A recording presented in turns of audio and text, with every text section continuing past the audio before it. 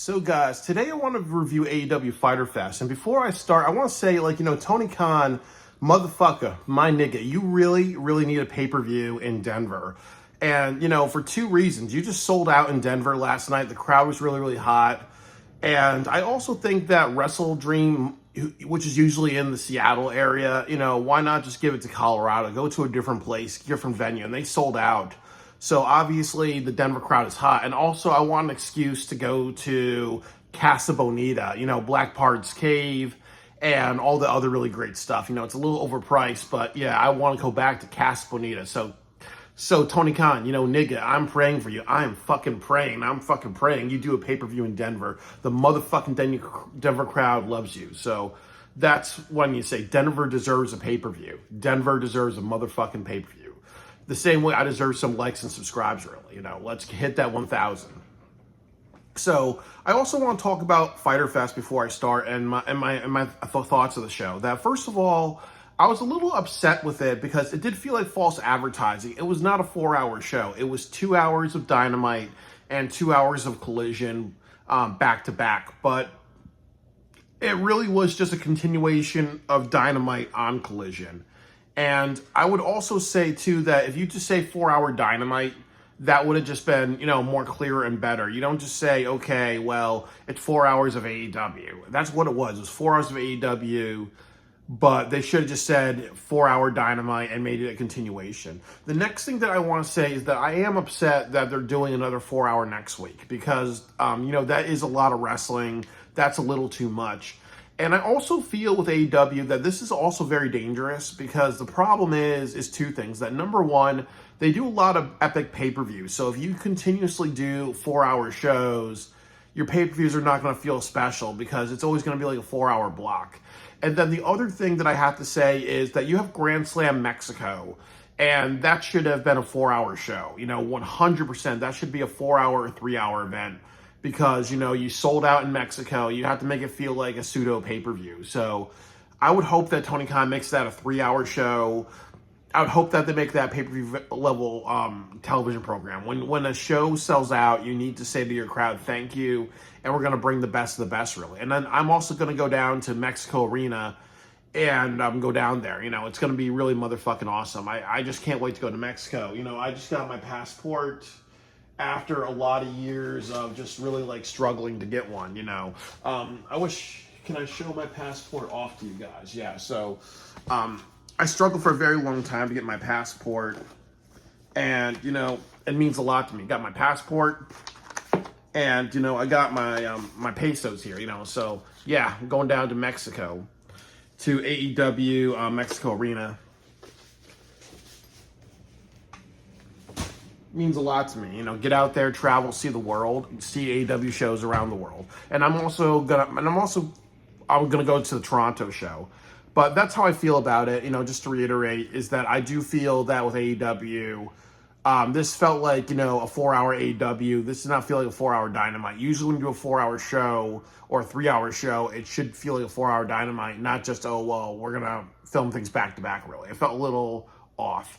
So I also want to mention that I didn't watch the whole show because the other big issue was that when I looked at it, because I work at night, really. So what happened was that I was going to watch other parts of AEW Collision, but it wasn't uploaded to HBO Max, really. So I just wrote down what I saw, really. And I felt the show was very thrilling. I felt the matches were really strong, but I really think that there's two things that are happening. There are some seeds of what may happen at AEW All In, or there could just be a bunch of focus on the other shows that are coming up. So they really have to just think about, once again, be a little careful when you, with how you're formatting things, and like I said, my hope with AEW is that they build matches. You see one or two matches on the card every single week, because this has to be treated like a WrestleMania. Think about the early 2000s with WWE, with how there are a bunch of matches leading to a WrestleMania, instead of just, well, we're just going to have match for the sake of matches. So they started the show with a good opening. You saw Moxley and Briscoe. You saw Tony Storm. So this usually gets the crowd very, very hyped. And this is something that they should always continue. Like, who's the big stars? You don't start a show with, like, Orange Cassidy. You don't start a show with Mortos. You don't start a show with Hechicero. You don't start a show with Emi Sakura. You start with people that people like. So yeah, that was a good choice, really. And then Will Ospreay comes down to the ring. He has an interview. And they show the collision footage where he gets into a scrap with Swerve Strickland. And, you know, he says some really poignant lines. Like he says, John Moxley says he hates what AEW's become, so piss off. And he also says, you know, the reason why AEW has sucked is because you're the champion. So I really think that a lot of people have criticized this because they feel like it's the same thing when, you know, Psycho Sid said that famous line, you know what, I have half the brain than you do, or something like that, where he kind of, you know, made himself look a little foolish. But I think what he's trying to say is that what Ospreay's trying to do is he's trying to be the voice of the voiceless. He's trying to be a little bit like CM Punk and John Cena in this case, where he's trying to say what people feel. And ultimately, he's just trying to put blame on, he's really trying to put blame on John Moxley. It's very similar to when CM Punk did the pipe bomb, and he was saying things like, you know, this company's going to the ground. It's still going to go to the ground when, you know, Vince McMahon is dead and his idiotic son-in-law and his doofus wife or something like that. You get what I'm trying to say. He's trying to, like, say, you know what, Moxley's kind of hurt the quality, really. He's saying what people feel, really. He's trying to, you know, be the voice of the people, really. And that's a good way to get, you know, charisma. Just say what people would say if they have the microphone, you know. So I don't look at it as, you know, self-damaging. So I also like what he said about Swerve Strickland. He says that, you know, I love you, brother. You know, you've done a lot for me. I would take a bullet for you, but I would take a bullet for AEW first. So, you know, he's coming off as Mr. Company Man. And it was a little weird because Crew came out and they decided to challenge, you know, Leo Rush decides to have a match with Will Ospreay. And it's almost like, you know, this came out of the blue, really. You know, like, you know, this kind of made no sense. Because, you know, what's Crew have to do with Will Ospreay? And, you know, Crew, I mean, I know Leo Rush and Bobby Lashley work together, so there could be like a, you know, maybe a foreshadowing that Leo Rush may join the Hurt Syndicate, and you may see Bobby Lashley versus Will Ospreay in the future, or maybe Ospreay joins the Hurt Syndicate if he feels like being the good guy is getting him nowhere. So, you know, there could be some epic foreshadowing with it, but I don't really feel that. The other thing is that he mentions that the Denver show sold out. So really that's okay. That's good. You need to always mention when your show sells out, because there's AEW ticket sales are struggling. So when you have a sellout crowd, always mention that, because that's good publicity. So that was good that he did that. And then after that, Mark Briscoe gave like a really great promo. You know, I like his very scat talk style. But the problem is, you know, can we please have the fucking audio of the crowd? Because could you imagine if he spoke and you heard the audio of the audience reacting to what he's saying, really? Like, that would really make him pop, really.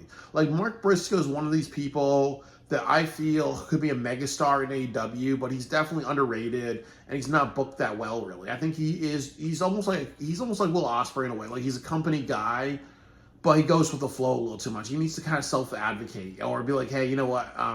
I really want people listening to what I say. I need to speak in the ring, and I need to see how the audience reacts to how I talk. Or if I'm in the backstage promo, people need to listen. I want to hear audio reaction. I want the audio audience reaction to be playing, because I got something special. Like, he's definitely very special with how he talks, and he's kind of like has a lot of charisma, and he talks in a very, like, you know, charismatic, crazy way.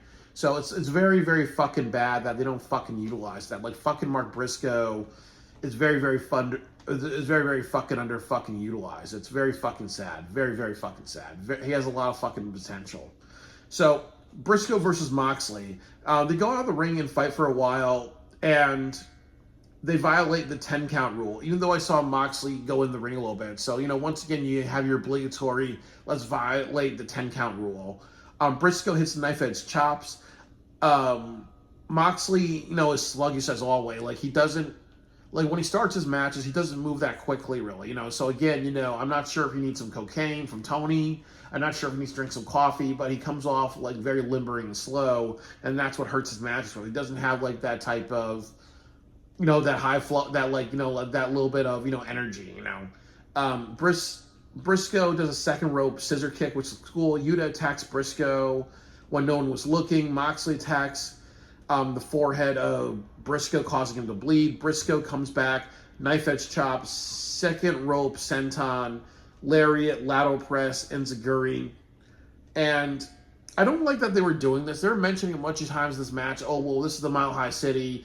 It's hard for wrestlers to wrestle because of altitude. No, if you go out running for like 30 minutes, 40 minutes, an hour, then that's what's going to impact you. Wrestling for like 20, 30 minutes is not going to do that, so that's kind of bullshit, so that just made it look kind of retarded. Pardon my language.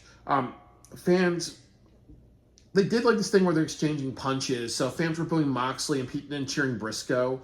So I kind of like what they've been doing with John Moxley, where they clearly making him the heel and stuff like that. Like, now people are behind not liking him, instead of just being like, oh, well, we don't like Moxley because, the ratings are going down. There's more like, heel heat on him. Briscoe hits the Froggy Bow. I really hate that move. That's just a really stupid-ass name. That's kind of like a kindergarten move, a Froggy Bow. That sounds very kindergarten. Moxley counters the Froggy Bow with knees up, and Moxley does a triangle chokehold. Briscoe does a Death Valley driver, one of my favorite moves, the J Driller.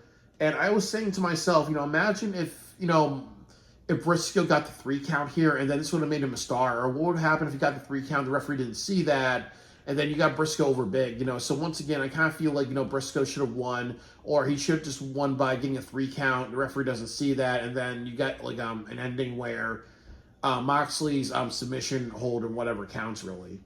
Moxley hits a curb stomp and a bulldog choke, and that was the end of it. It was a really good match, because Briscoe really just adds a lot of entertainment to everything. I also like they didn't do that setting up a chair and like diving like senton, because once again, as I said a million times, that is an illegal move. He has to do that in only hardcore matches and other things like that. So, I'm happy that he has that self-control. They mentioned that Mystico is next week, and I was also saying to myself that at this point, I did not know what they were going to do with Mystico. I thought they were going to do Mystico versus Will Ospreay, but they're going to do Mystico versus MJF. So that would be really interesting, because MJF is very athletic and nimble, nimble. So I think that it's going to be a good match. But then there's some people saying that's a ripoff of Chad Gable. But it is what it is, really. You want the Mexico Arena show to do well, so you need to bring your biggest stars, and they sold out really. So you have to take advantage of the crowd, really. So if you have MJF on that show, so be it. And MJF is really good with heel heat, so that's a good dynamic.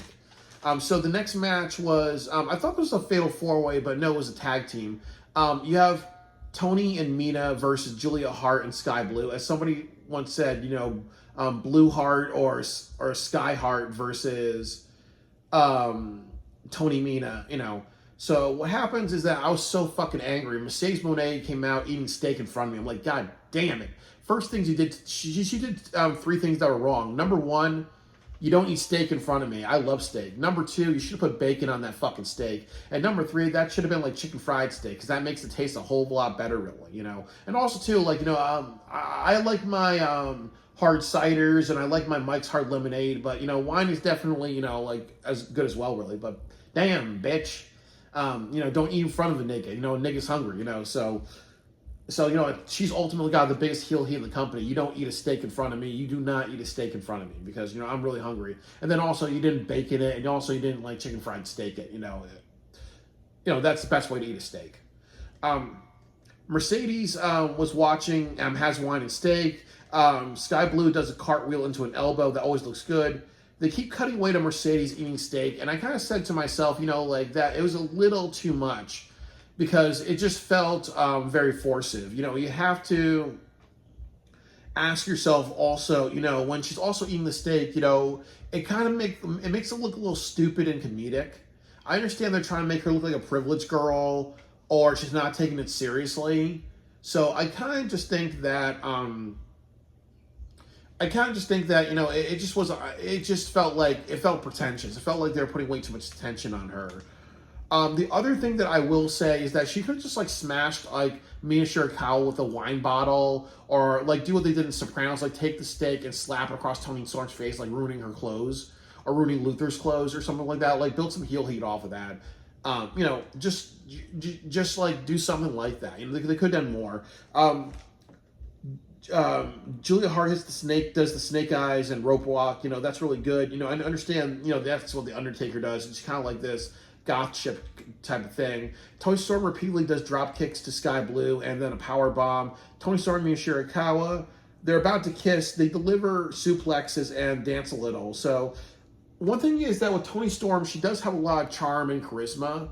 So I'm definitely like okay with that, but I also feel that once again, it's kind of what people say about the women's division, that they have to be a little bit careful because you're injecting a little too much comedy, and ultimately, as I said before, Toni Storm hits a submission on Sky Blue. Toni Storm and Mina Shirakawa kiss. Then Toni Storm bites Mercedes steak. And Toni Storm, like as I said, Toni Storm has charm and humor, so she can always do this. But like I said, what the fuck are you doing with the other women in the division? Like I've said, Mercedes, Willow Nightingale and Marina Shafir should be having a street fight at AEW All In. And then the next thing that I will say is that you should have the women's tag team titles and really work hard on making the tag team division and with characters and motivations. So, don't just have Mercedes and Toni Storm. Let's build to other things. And the other thing, too, was what about Athena? She's been a champion for like 1,000 days. Should she be facing Talia Valkyrie? Should she be facing, Megan Bain? Should she be doing something, So yeah, there is more that they can do with women's matches. So hopefully it's not just Toni Storm and Mercedes Moné. Like, learn from that girl that went to NXT. I'm drawing a blank. Mariah May. Learn from Mariah May and do better by your women. It shouldn't just be Toni Storm and Mercedes Moné shenanigans. So what happens is that backstage, Will Ospreay's talking a little bit more. MJF comes and gets into his head. And then what happens is that MJF mentions the name of his son. Then Will Ospreay gets heated. Bobby Lashley comes in and just stops really. So they're kind of like hinting that there may be a Bobby Lashley versus Will Ospreay feud. And then the other thing about that is you never know if like Will Ospreay will join the dark side. And I think that's what they're teasing. He may join the dark side in the future. So he may join the Hurt Syndicate. And then the other thing about that is it's just like, what MJF is, MJF's being the devil on his shoulder. He's trying to say, hey, you know what? Ospreay, part of life is not always being the good guy. It's seeing weaknesses in people and using that against you because you got to put yourself first, really. So he's definitely trying to be the devil on Ospreay's shoulder, and that's definitely trying to set up Ospreay's character of, what type of person should he be? Should he be like a company person, or should he really be like thinking about himself and caring about himself? Because sometimes that's what you got to do. So MJF and the Hurt Syndicate come out and they have a promo. And MVP is saying that, we are the best tag teams. And this is where the best wrestles. So where are these other tag teams? And then he was also saying something like, the best tag teams or like rightful opponents of us are in your imagination. So I kind of like that. And then also I will say that, in my opinion, the best talker in the best mic skill person right now in AEW is MVP. Like, he has a lot of wit. He has a lot of just conviction. He really just knows how to just say what he needs to say, and he knows how to put his people over, really. Like, honestly, he definitely has the best mic work in all of AEW right now. So after that, they announced that MJF and Mystico are possibly going to have a match in Mexico Arena. So they're going to watch Mystico's match, and if they feel that he's worthy, they're going to challenge. So this is obviously going to link to MJF versus Mystico in Mexico Arena. MJF talks about Happy Gilmore 2. That's a nice, self-promotion. I'm okay with that. And I'm also okay with, like, as I said, Mystico versus MJF, because MJF is one of those wrestlers that, like I said, he has to talk, he has to spit, he has to fire, and learn from AEW Australia. You need to have your biggest and best shows, really. Like, I really hope that Ospreay has a match on that card, and I also hope that MJF has a match. Then Kevin Knight, Hong Kong Fooey, and Commander come out, and they want a match against the Hurt Syndicate, and so they decide that, okay, well, if they do a good job or if they impress the Hurt Syndicate, then those three are going to have a match against. They're going to have a match against the Hurt Syndicate next week. So it's Hong Kong Fooey, Commander, Kevin Knight, and LFI, Roosh, Mordo, and Draglistico having a match. First of all, there was a lot of melee outside the ring. And once again, this violated the 10 count rule. And again, this needs to stop happening. So Speedball, Commander, and Kevin Knight, they did a three-way offense on Roosh. LFI did a triple drop kick on Speedball. LFI, I didn't like the spot where what happened was like LFI was lifting Hong Kong Fooey, and they're all like walking really slowly and dumbly. And I really hated that because that felt very like fucking cartoonish. And I've seen footage of LFI. Like, I think that when they were in Japan, they would bloody people. They would be very brutal and vicious. So I'm kind of like saying that, you know, there's too much like just stupidity. Like, it's just like with Kyle Fletcher. Like, Kyle Fletcher is supposed to be a very vicious, heartless wrestler, and he jumps into comedy, really. So I feel like with LFI, this was too 48-hour film project. It was too silly and too dumb and stupid, really. So LFI needs to think about, you know, if they're ruthless, if they're violent, if they take things too far, do that. But like lifting people like that and doing a slow walk all together and taking your time with it, it makes it too, like, you know, goofy. So I felt that was too fucking goofy, too fucking 48-hour film project for my taste. Commander hits a Hurricane Rana on Draglistico. He jumps on Mordos and hits a Hurricane Rana. Roosh no-sells, Kevin Knight's knife edge chops. This is good. Roosh lays in the ring. He does that. I think it's called the San Juan Fair. And it's like what I said, like that. I don't like that like taunt that he does where he's laying in the middle of the ring. Like, once again, Roosh is supposed to be a vicious killer. This is too 48-hour film project. This is too campy. This is what hurts a lot of the teams. You have to know when to cut the comedy. You know, is he taking classes from the Young Bucks where he just is a little too goofy? So Roosh should not be doing that. LFI receives drop kicks and front flip dives. Commander does an assisted Canadian Destroyer on Mordos. That's cool. Mordos does a toss and catch Samoan drop on Commander. Hong Kong Vui does a stand moonsault on Mortos. LFI, there's a move called the LFO from Kevin Knight onto Mortos. And I would say that, you know, and then Morris got the pinfall. So it's like what a lot of people are saying, like, why not Draglistico? Because he looks like the smallest guy, really. So he's kind of, they're being up the hefty person. And then Mortos usually loses a lot. And then it's also like, you know what, Roosh has a lot of potential as a wrestler, but he's booked to lose a little too much, really. So I really think that, you know, this is just another burial. And then also, too, where the hell is Jake the Snake Roberts? Isn't he supposed to be their manager? Wouldn't that really be a good, like, treat for the Denver crowd? Since he's almost, you know, since he's close to death, really. It would be good to kind of, like, give him something. And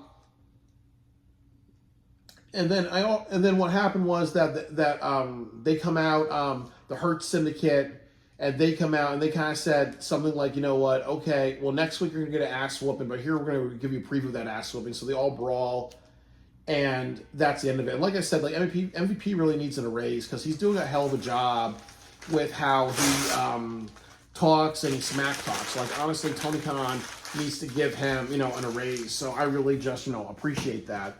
And this broke my heart, really, because what happened was that Nick Wayne was booked to have a fatal four-way match on Collision, but once again, I was not able to watch that. I was not able to see the replay of that because they didn't have that posted last night. You know, and Nick Wayne has been doing great as a wrestler.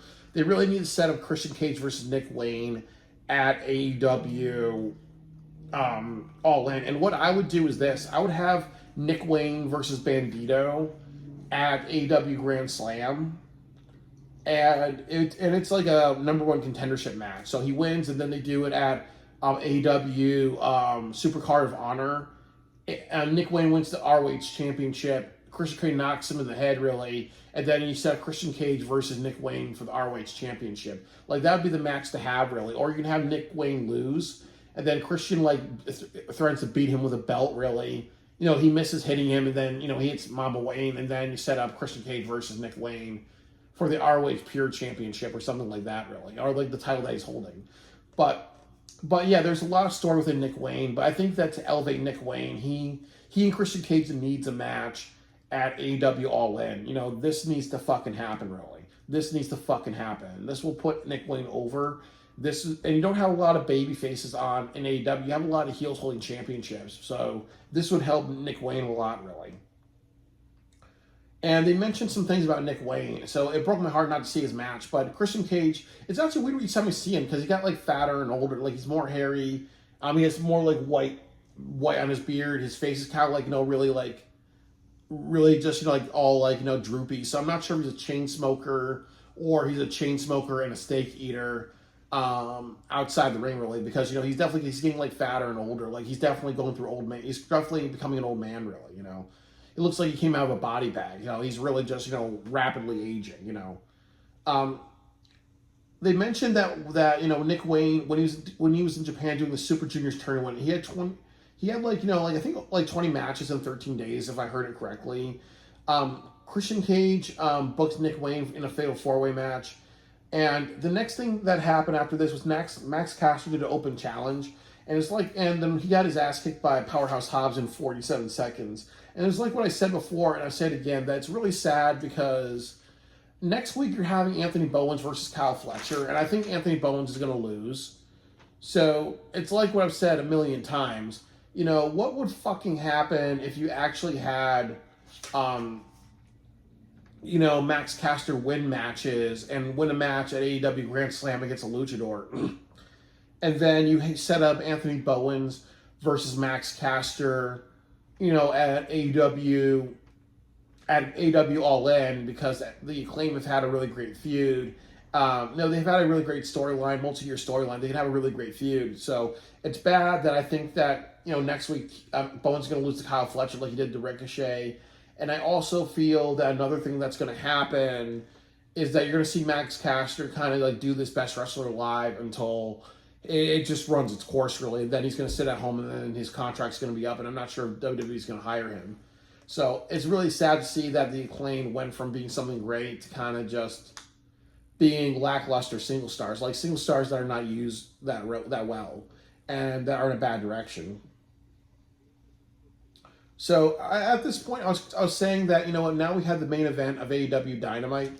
So I was saying to myself, they really didn't build up to any matches for AEW All In. There's some focus on Portland with Swerve versus Ospreay, and then Mystico having a match. And then they also are hyping, some potential matches like Mystico versus MJF for AEW Grand Slam Mexico. And this is kind of why all these special shows are kind of an issue with AEW, because the problem is that when you do all these special shows and then you have a major show later on, really, what happens is that you have to put attention on what's in front of you, really, instead of like, you're doing short term instead of long term.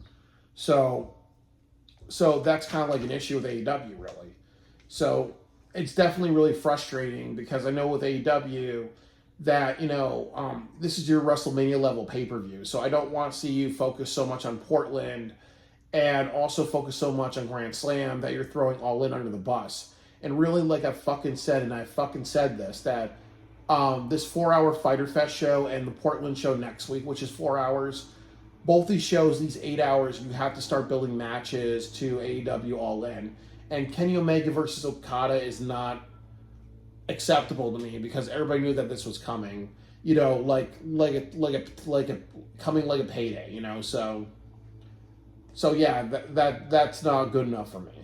But I see that they're planting some seeds. Like you could see Nick Wayne versus Christian Cage happening. You could see, maybe Ospreay versus Swerve Part 3. You could see something like Hurt Syndicate versus Hurt Syndicate versus like maybe a tag team. You could see something like maybe the Ops versus the Death Riders. You could see something like the women's tag team match or something like that, really. So there are some seeds, but they need to work on actually making some matches. maybe you could see Lashley versus Ospreay at AEW All In, you know. So yeah, we'll see what happens. So the main event was Brody King, Omega, Claudio, and Dorada for the International Championship. And the thing that I wanted to say is that, first of all, I'm mad that Kenny Omega won, because what I would have done was I would actually have Dorada win, or even like Claudio win and hold it for like 2 or 3 weeks, or have Okada actually come out, cost Kenny the match really, and then have like Dorada or somebody win for like 2 weeks, then Omega like gets it back.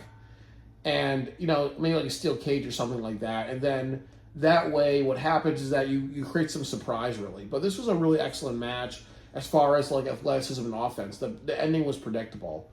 So Brody King has a really great entrance. I like that red entrance that he has. And in my opinion, like, Brody King needs to win a championship, like a singles title, either the TNT Championship or the Continental or International Championship in the future. I also feel that Brody King really needs to be a heavyweight champion. Like, he's not a heavyweight champion, or he's not getting a heavyweight championship match within like, you know, 2 or 3 years. He needs to bail on AEW, because he can't just be there to be there. Like, he does have something very, very special about him. And I just think that, once again, you know, he gets discriminated against. You know, if you're a big man and you have muscles, you don't get booked that well in AEW, more than likely because they favor the skinny people.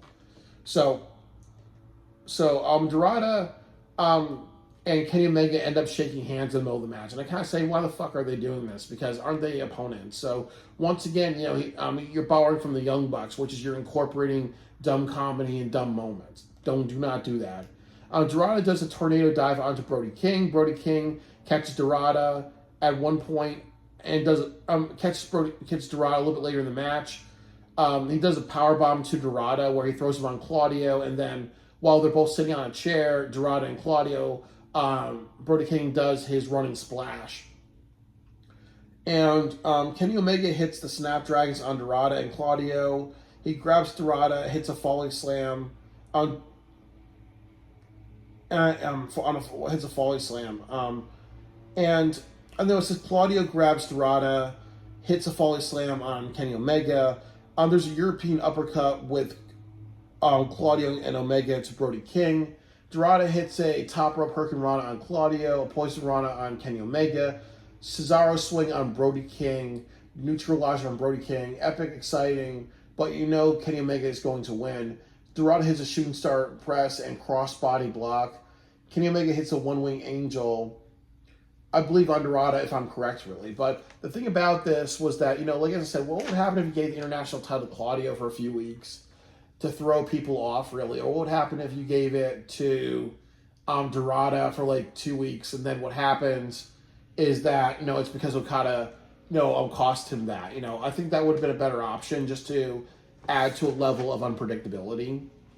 But AEW doesn't do that. So it was predictable, you know. But otherwise, it was a really excellent match. And I watched a little bit of Collision, but I didn't watch all of it because I had to go to work at 10:30. So I only saw Ospreay versus Lio Rush. Lio Rush hits Ospreay with a head scissors into a Styles Clash attempt. Lio Rush hits a head scissors, and then it gets countered into a Styles Clash. However, the Styles Clash counter gets thwarted. Lio Rush does a second rope dive, poison rana cutter. Ospreay hits an RKO and Oz cutter. He does a backflip out of the ring dive. Lio Rush hits a DDT frog splash. Lio Rush attempts using a foreign weapon, then Ospreay hits him with a Style Clash. And then what happens is that, you know, Hangman comes out, and when Lio Rush is trying to beat down Will Ospreay, he saves Will Ospreay, and Hangman, you know, talks to the microphone. He says, "I'm my own man. I don't need Will Ospreay, and I don't need Swerve Strickland, because Swerve Strickland's threatened my family. I promised the AEW audience that I will not rely on Swerve Strickland, so they're planting seeds of doubt. But he says that I will win the AEW championship. It'll be a night for all of us." So he really hypes the crowd. And then the last thing I want to mention is that some people were talking about this, and I will agree that the formatting of the show was very poor. That if you're going to do a 4-hour show, once again, like, even if you use Chat GPT or something like that, like, write down everything and structure it a lot better. Like, I think that's what a lot of people didn't like. Hangman should have opened the show. You could have done, you could have set it up where you open with Lio Rush and Will Ospreay. Even if there was no build to that. And then you had Hangman come out and do all that stuff. Or you could have had the main event be Lio Rush and Will Ospreay. And that be that, and that be that really, because your number one contender and your heavyweight champion should be at either the beginning or the main event really. So I think the placement wasn't that good. You could have had Kenny Omega, his fatal 4-way. What you should have done was open with everything was good. So you could have done Ospreay coming out and talking, and then you could have done Briscoe and Moxley all in the opening part. And then the 9 o'clock should have been the Fatal 4-Way International Championship match. And then your main event should have been Lio Rush and Will Ospreay. And then you got to this conclusion with Hangman speaking. And, you would have been off to the races, really. But, as I said, you just put in the middle of, the third hour. So that's just not good booking, really. So they struggle a lot with formatting. And then also the last thing that I saw was that Hechicero joined the Don Callis family. I'm kind of saying, why the fuck did that happen? Because isn't Hechicero supposed to be like a and Hechicero was all kind of goofy and cheering to the audience. He was kind of very enthusiastic. These are supposed to be vicious killers, vicious assassins. So why are they just jumping into dumb comedy, really? It's almost like you look at the Bloodline with Roman Reigns. He's not going to be sticking out his tongue and doing other crazy things, really. So I really just don't know why this happens with AEW. I think they need to stick with their characters more. Sometimes it's good comic relief, but you're seeing Kyle Fletcher in the background be funny, try to draw attention to himself, and this is where it hurts AEW because he's acting out of character.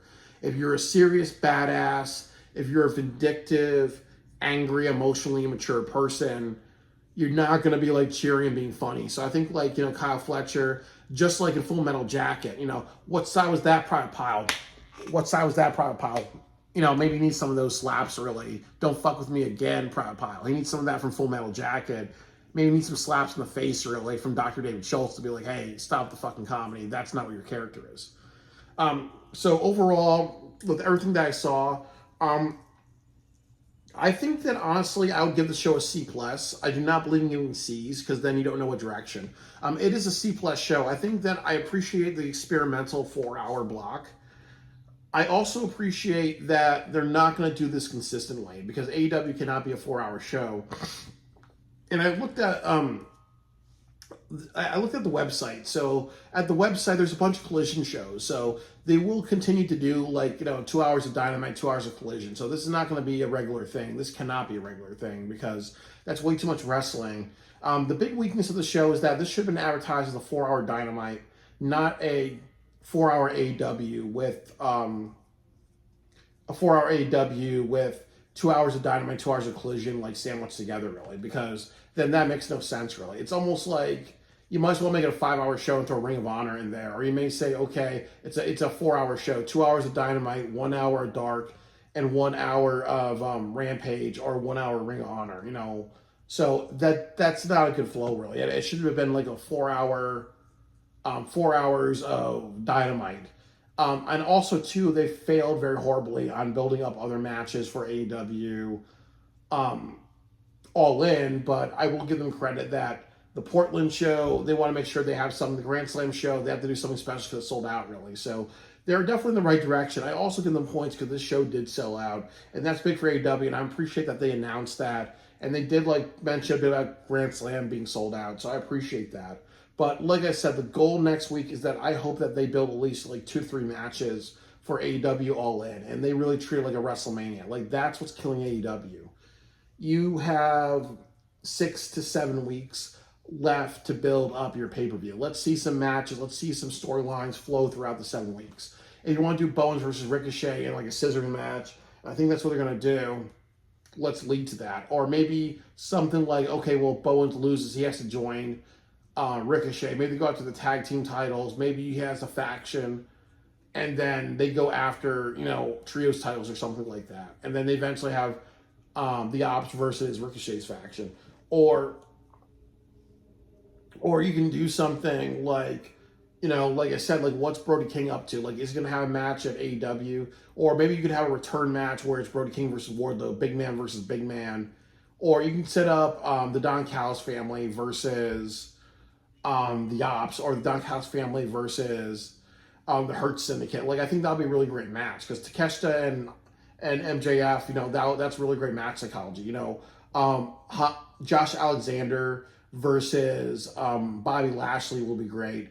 And even if you do, and even if you do like a third person Don Callis family, whether it be Kyle Fletcher or whether it be Brian Cage or the Murder Hawk Lance Archer or somebody else really to like kind of be that rival to Shelton, I think that would be great, really. So there's definitely, and then Don Callis versus MVP, that could be something. So build it to more matches. As I said, I was very hurt and heartbroken that they did not have Collision up because, I really wanted to review Collision. There was a lot of really great matches, but I'm not going to do that because this video is close to 40 minutes. And then the other thing, too, is that it's also to punish AEW. When you have a 4-hour show and those 4 hours are over, everything should be on HBO Max, not just the first 2 hours of something. So all that needs to be available because then if I watch a 4-hour movie like Cleopatra, and if the rules is that once that movie Cleopatra is over, should that be more like it's all going to be available on HBO Max? It shouldn't be something like, only 2 hours of that. So definitely, they made a bunch of mistakes with the show, but I'll give them some credit because it's the first time they did a 4-hour block. And I also appreciate them for having the self-control to wait until now to do it.